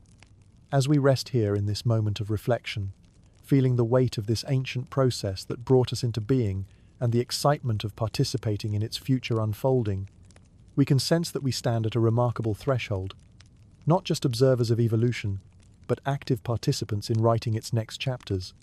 Close your eyes for a moment, if you feel comfortable doing so. Take a slow, deep breath and let yourself drift into that peaceful space between waking and dreaming, where imagination flows like water finding its natural course. Tonight, I want to take you on a journey not into the past, but into possible futures. Not the distant science fiction futures of flying cars and robot servants, but the quieter, more profound transformations that might unfold in the bodies and minds of our descendants over the coming centuries and millennia. Picture, if you will, a child born 100 years from now. What might she look like? How might her brain work differently from yours? What new capacities might she possess that you can barely imagine? These aren't idle fantasies. They're serious questions that emerge from our understanding of how evolution works and the new pressures shaping our species today. We stand at a unique moment in human history, where we can not only observe evolution happening around us, but also glimpse the trajectories it might follow. The forces we explored in our last conversation, climate change, urbanization, technology, medical advances, are all writing the opening chapters of our species' future story. Tonight, let's allow ourselves to dream about what that story might contain. Let's begin with the most visible aspect of evolution, the changes that might occur in our physical bodies over the coming generations. These transformations will likely be subtle at first, barely noticeable within a single lifetime, but potentially profound when viewed across centuries. Climate change is already creating new selective pressures that could reshape our physiology in measurable ways. As global temperatures rise and weather patterns become more extreme, human populations in different regions may gradually develop enhanced abilities to cope with heat stress. But perhaps the most fascinating potential changes await the most complex organ in our bodies, the brain. Your brain, with its 86 billion neurons and trillions of connections, represents the culmination of millions of years of evolutionary refinement. Yet it's also an organ that's still very much in development, both individually and evolutionarily. The environments our brains develop in today are radically different from those our ancestors experienced. We're surrounded by digital information, complex social networks, and cognitive demands that would have been unimaginable to hunter-gatherers on the African savanna. These new challenges and opportunities are already beginning to reshape how our brains develop and function. Consider pattern recognition, one of the fundamental abilities that made our species successful. In ancestral environments, pattern recognition helped our ancestors track animals, predict weather, and navigate complex social relationships. Today, we need pattern recognition to navigate user interfaces, process data visualizations, understand statistical information, and manage digital workflows. Future humans might develop enhanced pattern recognition abilities, specifically adapted to information-rich environments. This could involve changes in visual processing, better ability to rapidly scan and comprehend complex displays, enhanced peripheral vision for monitoring multiple information streams, or improved integration between visual and cognitive processing. The constant presence of digital information might also be reshaping our memory systems. Why memorize facts when you can instantly access any information through a device in your pocket? This externalization of memory might be selecting for different cognitive abilities, perhaps enhanced skill at knowing where to find information rather than storing it internally, or better metacognitive abilities for evaluating the reliability of information sources. Some researchers speculate that future humans might develop what we could call meta-memory, sophisticated systems for organizing, tagging, and retrieving externally stored information, much like a biological version of a search engine. Instead of remembering facts directly, we might become better at remembering the relationships between ideas and the strategies for finding specific information when we need it. The social demands of modern life might also be driving brain evolution in interesting directions. Our ancestors lived in groups of perhaps 50 to 150 individuals, numbers that our social cognition systems evolved to handle. Today, we regularly interact with hundreds or thousands of people through social media, work networks, and urban environments. This might be selecting for enhanced social brain functions, better ability to track complex social hierarchies, manage relationships with larger numbers of people, or navigate the nuanced social dynamics of diverse, multicultural environments. Future humans might develop more sophisticated theory of mind abilities, enhanced empathy systems, or better integration between emotional and rational processing. The increasing complexity of modern societies might also favor individuals with enhanced executive function, the mental abilities that help us plan, focus attention, remember instructions, and juggle multiple tasks successfully. These cognitive control systems, centered in the prefrontal cortex, might become more efficient or develop new capabilities for managing the information overload of modern life. We might see the evolution of better attention regulation systems, the ability to deeply focus when needed, but also to efficiently switch between tasks when multitasking is required, or enhanced working memory systems that can hold and manipulate more complex information simultaneously. Perhaps most speculatively, the constant interaction with artificial intelligence systems might begin to influence how our own intelligence develops.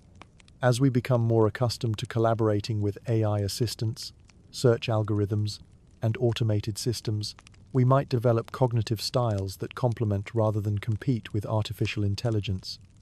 This could involve enhanced creativity and intuition, the uniquely human abilities that remain difficult for AI systems to replicate, or improved metacognitive abilities for understanding and directing our own thinking processes. We might become better at asking questions, formulating problems, and integrating insights from multiple sources. But as we imagine the future evolution of human bodies and brains, we encounter a fascinating complexity, the increasingly blurred line between biological evolution and technological enhancement. We are already cyborgs in many ways, using tools and technologies that extend our natural capabilities. The question is how this integration might deepen in the future. Consider the prosthetics and medical implants that are already becoming part of human bodies. Modern prosthetic limbs can be controlled by neural signals, providing users with sophisticated motor control and even basic sensory feedback.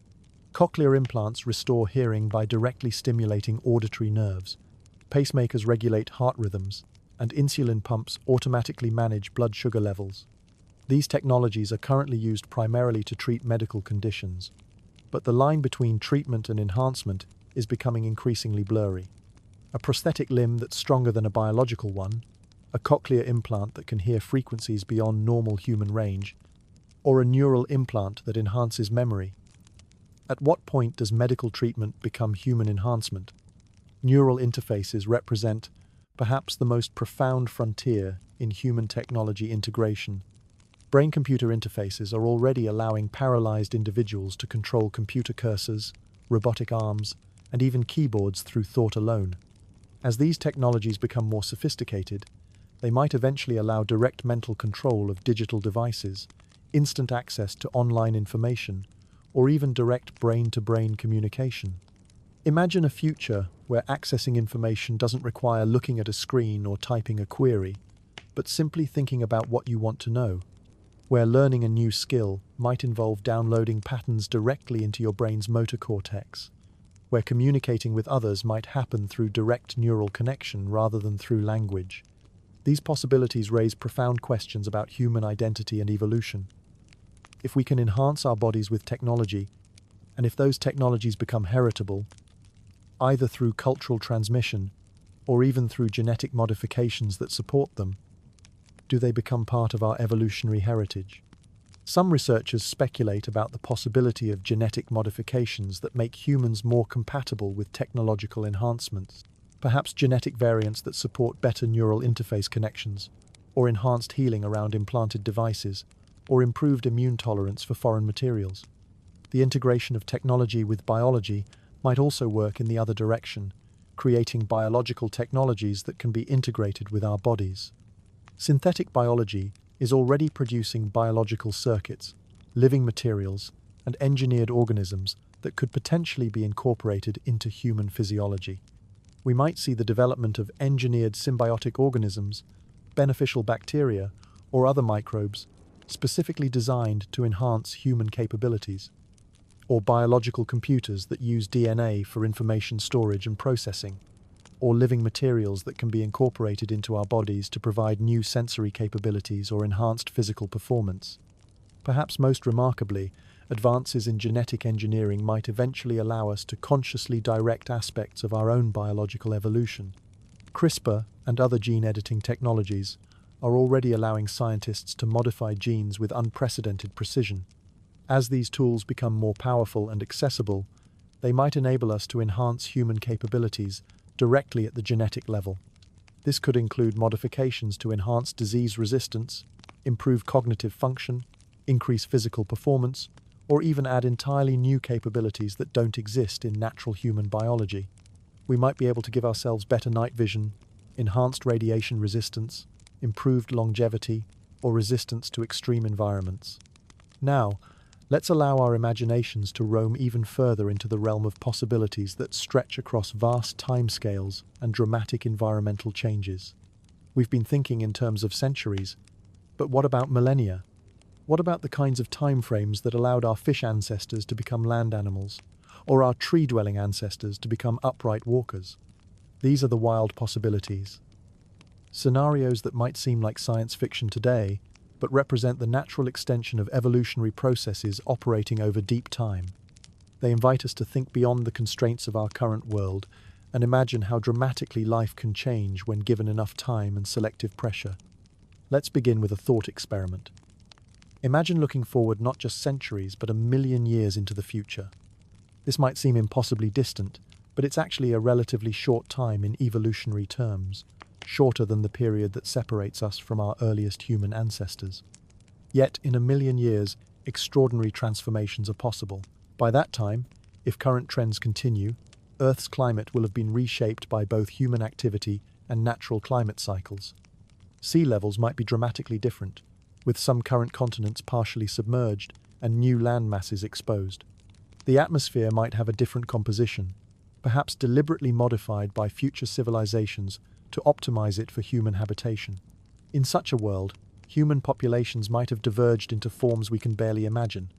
Coastal populations adapting to rising seas might develop enhanced swimming abilities, more efficient oxygen processing for underwater activities, or even rudimentary gills for extended underwater breathing. Their bone density might be reduced for better buoyancy, their eyes adapted for underwater vision. Desert populations, coping with expanded arid regions, might evolve remarkable water conservation abilities, perhaps more efficient kidneys, reduced sweat production, or even the ability to metabolize water from atmospheric humidity like some desert animals do today. Their skin might become more reflective, their body hair patterns might change for better thermoregulation, and their circadian rhythms might shift to favor nocturnal activity. Arctic populations, if ice ages return, or if some regions become permanently cold due to climate engineering, might develop enhanced cold tolerance beyond what we see in current Arctic peoples.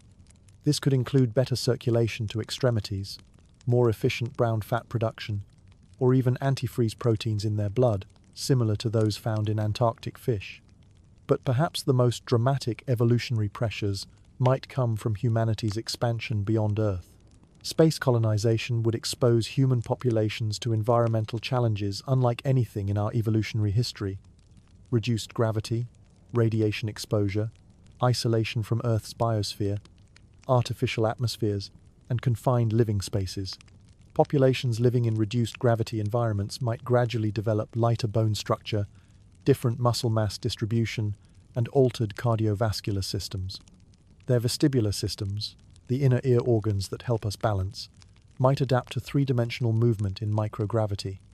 Over many generations, they might become distinctly different from Earth-bound humans. Space-dwelling populations might also develop enhanced radiation resistance, perhaps through more efficient DNA repair mechanisms, better antioxidant systems, or even novel biological shielding compounds. Their circadian rhythms might adapt to artificial light cycles rather than Earth's 24-hour day-night cycle. Most remarkably, populations on different worlds might begin to diverge into what biologists would classify as separate species. Humans on Mars, with its reduced gravity and different atmospheric conditions, might develop along different evolutionary trajectories than humans on Europa, Titan, or the generation ships traveling between stars. These space-adapted populations might eventually become so different from Earth humans that interbreeding becomes impossible, the classic definition of separate species. We could see the emergence of Homo martianus, Homo Europa, or other human species adapted to their specific environments. But perhaps the most profound change would be the emergence of conscious, directed evolution. Unlike the random mutations and environmental pressures that drove evolution throughout Earth's history, future humans might deliberately modify themselves to adapt to new challenges or to enhance desired capabilities. This conscious evolution might begin with genetic therapies to treat diseases, but could eventually expand to include enhancements that give humans entirely new abilities. We might develop echolocation for navigation in dark environments, magnetic field sensitivity for navigation in space, enhanced radiation resistance for life on high radiation worlds, or even the ability to photosynthesize to supplement our energy needs. Some populations might choose to enhance their cognitive capabilities dramatically, developing eidetic memory, vastly accelerated thinking speeds, or the ability to interface directly with computer networks. Others might focus on physical enhancements, increased strength, enhanced sensory capabilities, or resistance to extreme environments. Over very long timescales, these modifications might become so extensive that future humans bear little resemblance to current humans. They might be taller or shorter, stronger or more gracile, with different sensory capabilities, altered metabolisms, or even additional organs for processing new types of environmental information. Some populations might choose to modify themselves for very specific environments, developing thick skin for high radiation worlds, internal oxygen storage for underwater colonies, or enhanced heat tolerance for life near stellar fusion reactors. Others might pursue modifications for aesthetic or cultural reasons that we can't currently imagine. But as we explore these wild possibilities for human transformation, we encounter some of the deepest questions in philosophy. What does it mean to be human if humans keep changing? If our descendants become so different from us that we might not recognize them as kin, in what sense are they still human? And in what sense are we still the same species that emerged in Africa 300,000 years ago? This puzzle has ancient roots. The Greek philosopher Plutarch wrote about a ship owned by the hero Theseus. Over time, as the ship's planks rotted, they were replaced with new ones. Eventually, every original plank had been replaced. Was it still the same ship? Humans face a similar philosophical puzzle. The atoms in your body are constantly being replaced. Most of the carbon, nitrogen, and oxygen that make up your tissues right now weren't part of you 7 years ago. Your brain neurons, while long-lived, are constantly forming new connections and losing old ones. Your microbiome is constantly changing composition. Your thoughts, memories, and personality continue to evolve throughout your life. Yet you consider yourself the same person you were as a child, despite sharing virtually no physical matter with that child and having thoughts and capabilities that child couldn't have imagined. Your identity persists through constant physical and mental transformation. Perhaps the same principle applies to our species. Homo sapiens today is already quite different from the Homo sapiens of 50,000 years ago. We're more gracile, have smaller teeth, different skull shapes, and vastly different cultural capabilities. Yet we consider both populations to be the same species, part of the same continuous lineage. Future humans, no matter how dramatically they change, might maintain this same continuity of identity. They would be the descendants of current humans, inheriting not just our genes but our cultural traditions, knowledge, and values. The thread of consciousness and culture that connects us to our ancestors would continue to connect us to our descendants, no matter how they might physically transform. There's something beautiful about this continuity through change. It suggests that human identity isn't fixed in any particular physical form, but rather lies in something more fundamental: our capacity for consciousness, creativity, love, and meaning-making. These qualities might persist and even flourish as our descendants adapt to new environments and challenges. The uncertainty about our future might actually be one of the most human things about us. Unlike other species, which are largely constrained by their genetic programming, humans have always been characterized by our ability to imagine alternative futures and work toward them. Our capacity for hope, planning, and conscious choice sets us apart from the purely reactive adaptations of other organisms. Not knowing exactly what we'll become is part of what makes us human.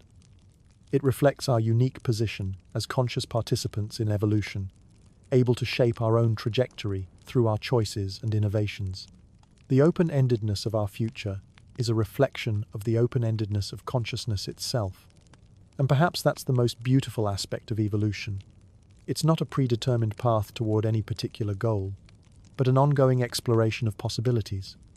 Every organism that has ever lived has been part of this exploration, testing new ways of being alive, new solutions to the challenges of existence. We humans are just the latest participants in this ancient experiment, blessed with the unique ability to be conscious of our participation.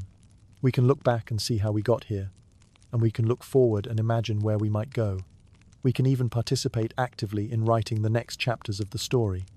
To put our own evolutionary journey in perspective, let's take a moment to consider some of the other remarkable transformations that life has accomplished over Earth's history.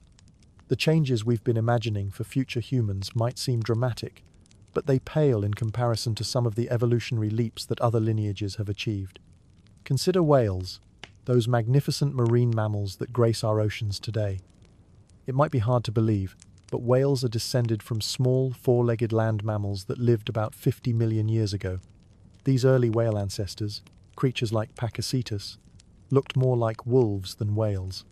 They had 4 legs, fur, and lived primarily on land, though they may have waded into shallow water to hunt for fish. Over millions of years, this lineage gradually adapted to aquatic life. Their legs became flippers, their nostrils moved to the top of their heads to become blowholes. They developed echolocation abilities that surpass any human-made sonar, and they grew to become the largest animals that have ever lived on Earth. The blue whale, the largest whale species, can reach lengths of over 100 feet and weights of 200 tons.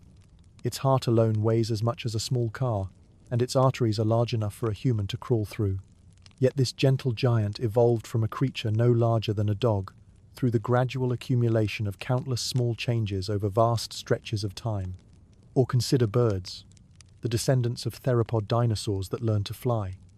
About 150 million years ago, small dinosaurs like Archaeopteryx began developing feathers, initially perhaps for insulation or display rather than flight. Over time, these feathers became more sophisticated, bones became hollow for weight reduction, and powerful flight muscles developed. Today's birds include everything from tiny hummingbirds that can hover motionless in the air and fly backwards, to enormous albatrosses that can soar for hours without flapping their wings, to penguins that have readapted their wings for underwater flight through the ocean. The transformation from ground-dwelling dinosaur to flying bird involved changes that were every bit as dramatic as anything we've imagined for future humans. Entire body systems had to be reorganized. Respiratory systems developed air sacs that make bird breathing incredibly efficient. Digestive systems became lightweight, but still capable of processing varied diets. And nervous systems developed the complex coordination needed for three-dimensional flight.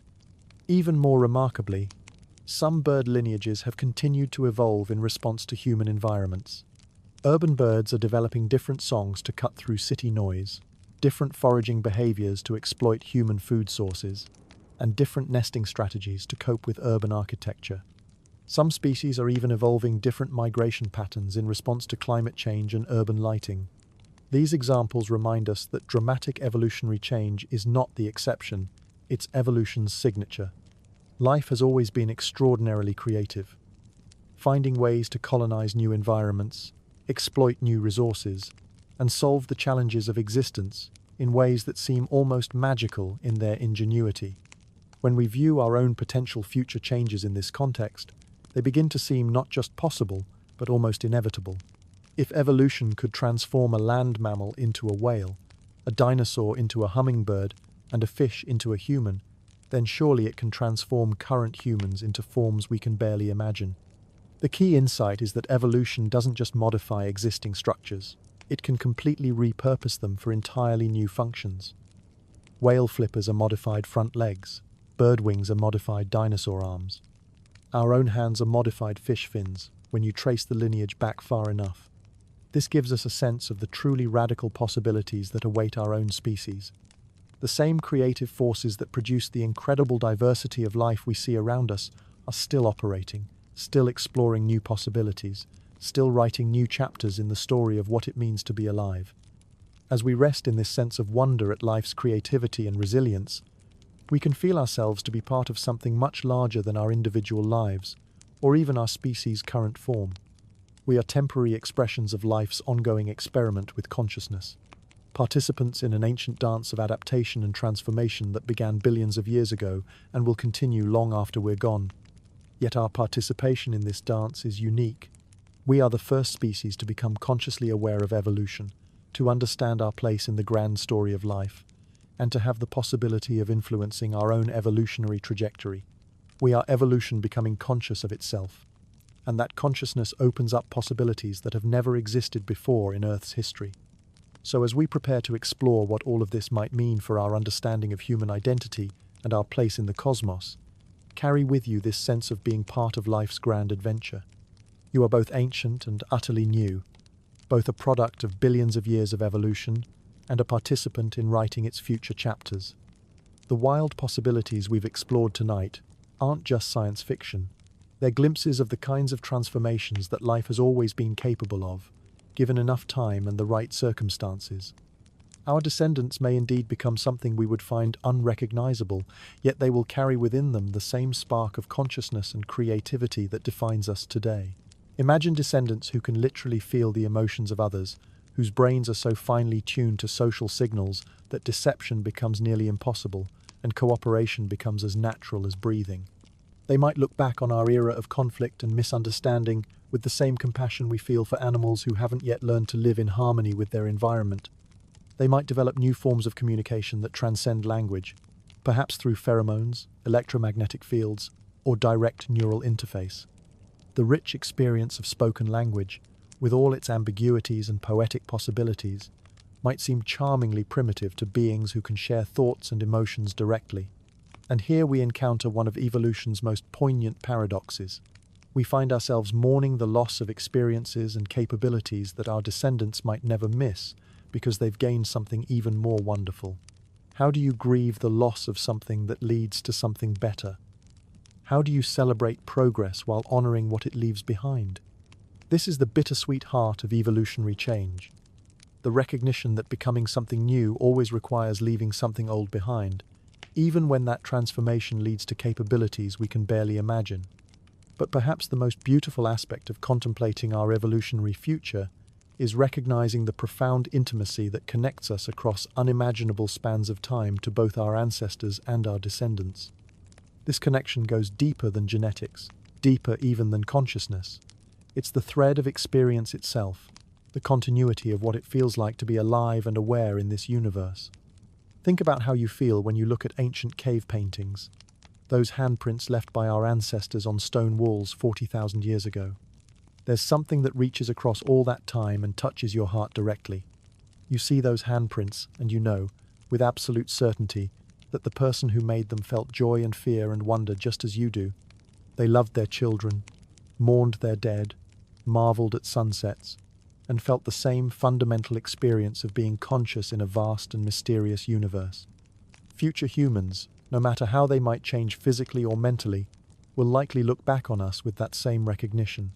They'll see the artifacts we leave behind, our art, our stories, our scientific discoveries, our struggles and triumphs, and they'll recognize the same spark of consciousness that animates their own existence. They might read our poetry and feel the same emotions we felt while writing it. They might listen to our music and be moved by the same longings for beauty and connection that moved us. They might study our scientific work and feel the same excitement of discovery that we felt when we first glimpsed the structure of DNA or detected gravitational waves. In this sense, we are already writing love letters to the future with every act of creativity, every moment of compassion, every effort to understand our world and our place in it. Our descendants will inherit not just our genes, but our accumulated wisdom, our artistic achievements, our moral insights, and our spiritual explorations. They'll carry within their cells the molecular signatures of our own struggles and adaptations. The genetic variants that helped us survive famines and plagues and migrations will still be there, dormant perhaps, but ready to be activated if circumstances require. Our cellular machinery will be their cellular machinery. Our biochemical pathways will be their biochemical pathways. But more than that, they'll inherit the cultural DNA we're creating right now through our choices and innovations. The technologies we develop, the institutions we build, the values we uphold, the problems we solve, all of these will shape the world they inhabit and the challenges they face. In a very real sense, we are their ancestors right now, in this moment, making decisions that will ripple forward through time to affect their lives in ways we can barely comprehend. Every choice we make about sustainability, technology, social justice, and human cooperation is a message we're sending to the future, a gift or burden we're passing on to people who will carry our legacy forward. And they, in turn, will be making choices that affect their own descendants, continuing an unbroken chain of care and responsibility that stretches back to the first humans and forward to the last. We are all links in this chain of becoming temporary custodians of a heritage that began with stardust and continues toward possibilities we can't even imagine. And that continuity through transformation may be the most beautiful thing about the evolutionary process. Its ability to preserve what is essential while allowing endless exploration of what is possible. Here we are together, you and I, in this quiet moment, suspended between the vast reaches of evolutionary history we've explored and the unknown territories that stretch ahead into tomorrow. Take a breath with me, slow and deep, and feel yourself present in this singular instant that will never come again, yet connects you to every moment that has been and every possibility that might yet unfold. Tonight, I want to speak with you about something that touches the very heart of what it means to be human.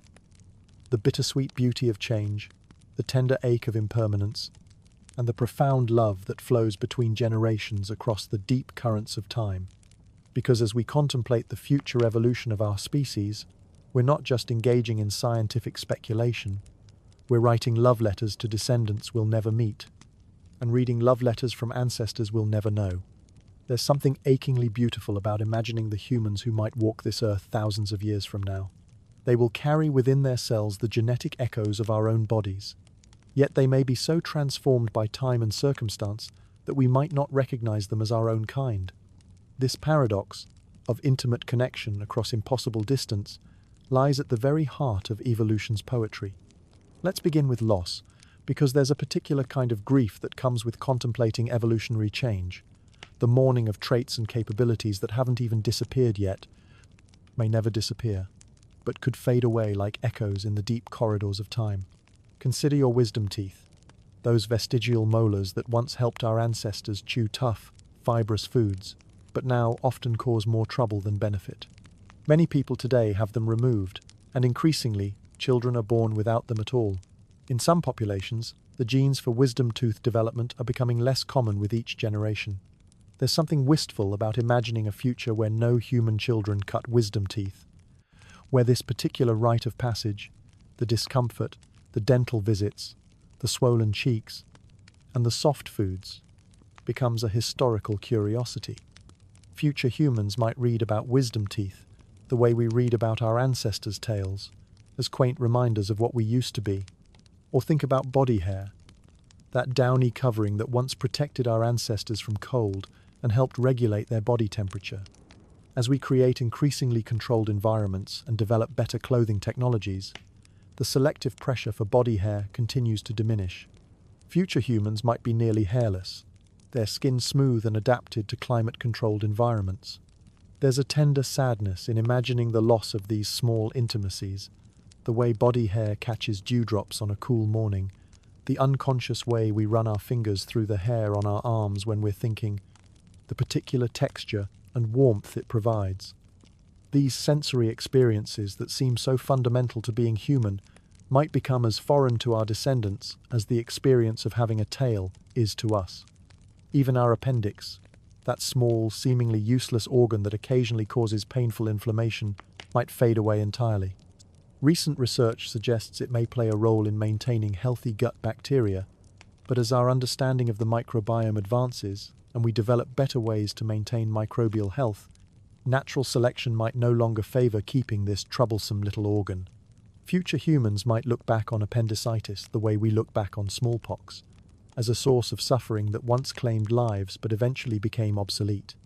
Emergency appendectomies would join bloodletting and trepanation in medical museums, curious reminders of the biological burdens their ancestors carried. But for every trait we might lose, evolution offers the possibility of remarkable gains. Future humans might develop sensory capabilities that would seem magical to us today. Enhanced night vision for navigating urban environments with reduced lighting. Magnetic field sensitivity for navigation in a world increasingly dependent on electronic infrastructure. The ability to perceive electromagnetic fields or detect chemical signatures in the air with the sensitivity of a bloodhound. Perhaps most beautifully, future humans might develop enhanced empathy, not just as a cultural value, but as a biological capacity. In our increasingly connected world, the ability to understand and respond to the emotional states of others might become a crucial survival skill. Natural selection might favor individuals with more mirror neurons, better emotional regulation, or enhanced ability to form cooperative relationships with strangers. As we contemplate all the ways our species might change over time, it's natural to feel a kind of existential vertigo, a sense of uncertainty about what it means to be human if humans can become something entirely different. But there's profound comfort to be found in recognizing what remains constant even as everything else transforms. Love will persist. No matter how our descendants' bodies change, no matter what new capabilities they develop or old ones they lose, they will still experience the fundamental emotion that connects one conscious being to another. They will still feel the fierce protectiveness of parents for children, the tender intimacy of romantic partners, the warm affection of friendship, the expansive compassion for all living things. The particular ways they express love might change. They might communicate it through means we can't imagine, experience it through senses we don't possess, or extend it to forms of life we haven't encountered. But the essential experience of caring deeply for another being, of finding meaning and joy in connection, will remain as fundamental to their nature as it is to ours. Curiosity will endure. Future humans will still wonder about their place in the universe, still ask questions about how things work and why they exist, still feel the thrill of discovery and the satisfaction of understanding. They might have access to knowledge we can't imagine, and tools for investigation we can't conceive, but the fundamental drive to explore and understand will remain unchanged. They'll still look up at stars and wonder what's out there. They'll still seek to understand consciousness, meaning, beauty, and truth. They'll still tell stories to make sense of their experiences and create art to express what words cannot capture. The need for meaning will persist through any transformation. No matter how our descendants evolve, they will still grapple with the fundamental questions that have always defined conscious existence. Why am I here? What is my purpose? How should I live? What happens when I die? What matters most? They might find different answers to these questions, develop new philosophical frameworks, or discover truths about existence that we can't currently fathom. But the questions themselves, these deep inquiries that emerge from consciousness confronting its own existence, will remain as relevant to them as they are to us. And perhaps most importantly, the capacity for awe will remain. Future humans will still be capable of being moved by beauty, humbled by vastness, and inspired by complexity. They might find beauty in forms we can't perceive, be humbled by scales we can't imagine, and inspired by complexities we can't comprehend. But the fundamental experience of standing in wonder before the mystery of existence will continue to define what it means to be conscious in this universe. This continuity through change is perhaps evolution's greatest gift. Its ability to preserve what is most essential about life while allowing endless exploration of new possibilities. Consciousness itself, with all its capacity for love, wonder, creativity, and meaning-making, appears to be one of evolution's most precious achievements, something to be cherished and protected even as the forms that carry it continue to transform. In this sense, our descendants will still be recognizably human no matter how they change, because humanity at its deepest level isn't defined by any particular physical form or specific capability. It's defined by consciousness itself, by the miracle of the universe becoming aware of itself through thinking, feeling, loving beings who can contemplate their own existence and find it meaningful. Take a moment with me now, if you will. Feel yourself breathing. this ancient rhythm that connects you to every human who has ever lived and every human who ever will live. Feel your heart beating, that faithful pump that has been keeping human consciousness alive for hundreds of thousands of years and will continue long after you and I are gone. Let yourself feel your place in this vast, ongoing story we've been exploring together. You are not separate from evolution. You are evolution happening right now in this moment. Every breath you take, every thought you think, every choice you make is part of the ongoing experiment of consciousness, exploring itself through time. You carry within your body the accumulated wisdom of countless ancestors who survived famines and ice ages, predators and diseases, migrations and transformations that brought them to this moment where you could exist. Their struggles and triumphs live on in your cells. Their adaptations enable your existence. Their love made your love possible. And you are creating the future right now through your choices and actions, your love and creativity, your struggles and discoveries. The values you live by, the kindness you show, the problems you help solve, the beauty you create, all of these are gifts you're giving to descendants you'll never meet, but who will be profoundly shaped by your life. Feel the profound intimacy of this connection across time. You are reading a love letter written by ancestors in the language of genes and culture, adaptation and innovation. And you are writing your own love letter to the future in the same language, adding your own verse to the ongoing poem of human becoming. Rest here in this awareness for a moment. Feel the vast comfort of being part of something so much larger than your individual life, yet so intimate that it lives within every cell of your body. You are ancient and new, temporary and eternal, small and vast, individual and connected to all life everywhere. This is the poetry of evolution, this recognition that we are all participants in the universe's greatest creative project, the ongoing exploration of what it means to be conscious, to love, to wonder, to dream of better futures and work to create them. And as we prepare to bring our journey together toward its close, carry with you this sense of profound connection to your ancestors who made you possible, to your contemporaries who share this moment with you, and to your descendants who will carry forward the precious flame of consciousness into whatever beautiful, unimaginable futures await. You are a love letter from the past to the future, and the future is already writing its love letter back to you through every new possibility that emerges, every problem that finds its solution, every moment when consciousness touches consciousness and finds itself not alone in this vast, mysterious, wonderful universe.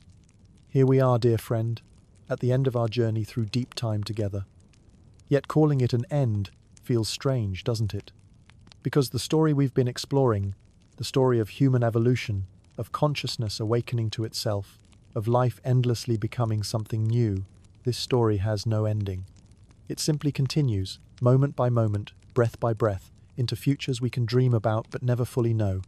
Take a slow breath with me as we settle into this final contemplation. Feel yourself present in this moment that connects the vast past we've traveled through to the infinite possibilities that stretch ahead. You've been such a wonderful companion on this journey, and now it's time to gather the threads of wonder we've woven together and see what picture they create. When we began this exploration together, I asked you a question that might have seemed simple. Could we evolve into something unrecognizable? We've traveled through billions of years of evolutionary time, explored the peculiar journey that made us human, examined the forces shaping our future, and imagined wild possibilities for our descendants. So what answer have we found? Perhaps the most beautiful discovery is that unrecognizable might be too small a word for what awaits us. Yes, our descendants might look different, think differently, live in ways we can barely imagine. They might develop capabilities that seem magical to us, adapt to environments we've never seen, and solve problems we haven't yet encountered. But the deeper truth we've uncovered is more nuanced and more wonderful. They will likely be both utterly foreign and profoundly familiar. Foreign in their forms and capabilities, familiar in their consciousness and capacity for love, wonder, and meaning-making. This is evolution's most elegant dance, the way it preserves what is essential while allowing endless exploration of what is possible. Like a jazz musician improvising on a timeless melody, evolution keeps the underlying rhythm of consciousness while allowing infinite variations in how that consciousness expresses itself. Our descendants might communicate through means we can't imagine, but they will still seek connection. They might perceive beauty in spectrums we can't see, but they will still be moved by beauty. They might love in ways that transcend our current understanding, but they will still love. In this sense, the question isn't really whether we could evolve into something unrecognizable, but whether recognition itself goes deeper than surface appearances. When we recognize the humanity in ancient cave paintings or feel kinship with our earliest ancestors, we're recognizing something that transcends physical form, the spark of consciousness that makes existence meaningful. As our journey through evolutionary time draws to a close, I want to share what might be the most important insight of all. The uncertainty about our future isn't a limitation, it's a gift. We live in a culture that often treats uncertainty as something to be eliminated, mystery as something to be solved, the unknown as something to be conquered.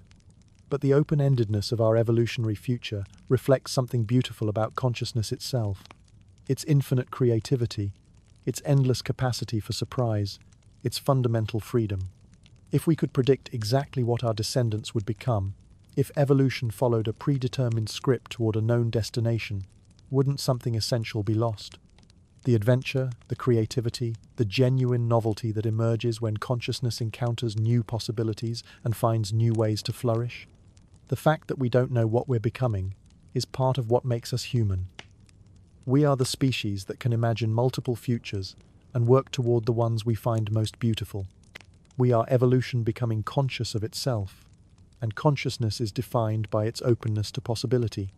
This makes us temporary custodians of something ancient and precious, the ongoing experiment of consciousness exploring what it means to be alive in this universe. We didn't start this experiment, and we won't finish it, but we get to participate in it, add our own discoveries to it, and pass it on to those who come after us. What a privilege, that island. What an honor to be part of this unfinished story, this endless becoming that began with the first spark of awareness and continues into futures we can barely imagine. As we prepare to part ways, I want you to know how grateful I am that you've taken this journey with me. Together, we've traveled through deep time, witnessed the forces that shaped us, and imagined the possibilities that await our species. You've carried your consciousness through this exploration with openness and wonder, and that itself is a beautiful act of evolution in progress. Tonight, as you prepare for sleep or simply return to your daily life, I invite you to carry this sense of wonder with you. Let it settle into your awareness like sediment drifting down through quiet water. Feel yourself connected to the vast story of life on Earth, part of something infinitely larger than your individual existence, yet intimately present in every cell of your body. When you close your eyes tonight, remember that you are not just a person going to sleep. You are 4 billion years of evolution, resting, dreaming, preparing for tomorrow's possibilities. You are consciousness taking a pause in its endless exploration of what it means to be aware in this universe. Your dreams tonight might carry echoes of the journey we've shared, visions of ancient ancestors and future descendants, glimpses of the forces that shaped you and the possibilities that await. Let those dreams flow naturally, without trying to capture or control them. They are part of evolution's ongoing creativity, the universe imagining new possibilities through the medium of your sleeping mind. Tonight, as you drift off, remember, you are evolution dreaming about itself. You are the universe becoming conscious of its own beauty, mystery, and infinite potential. Rest well in that knowledge, dear friend. Rest well in the wonder of being exactly who and what you are in this precious moment of the cosmic story. In the vast library of possible beings that could exist in this universe, in all the forms consciousness might take, all the ways awareness might experience itself, all the countless variations on the theme of being alive, we are just one beautiful chapter. But what a chapter we are writing together. What a remarkable chapter indeed.